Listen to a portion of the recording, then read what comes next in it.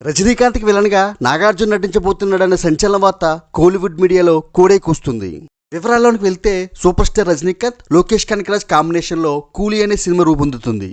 ఈ సినిమాలోని విలన్ పాత్రకు డైరెక్టర్ లోకేష్ కనకరాజ్ కింగ్ నాగార్జునని సంప్రదించినట్లు, నాగార్జున దీనికి ఒప్పుకున్నట్లు తమిళ మీడియా టాక్. కింగ్ నాగార్జున కొత్త తరహా పాత్రలు చేయడానికి ఎప్పుడు సై అంటారు, కానీ తన కెరీర్లో విలన్గా నటించిన సందర్భాలు ఎప్పుడూ లేవు. ఎప్పుడో రామ్ గోపాలవరం దర్శకత్వంలో వచ్చిన అంతో సినిమాలో నెగిటివ్ షేడ్స్తో విలన్లా అనిపించే హీరో పాత్రలో మాత్రమే కనిపించారు.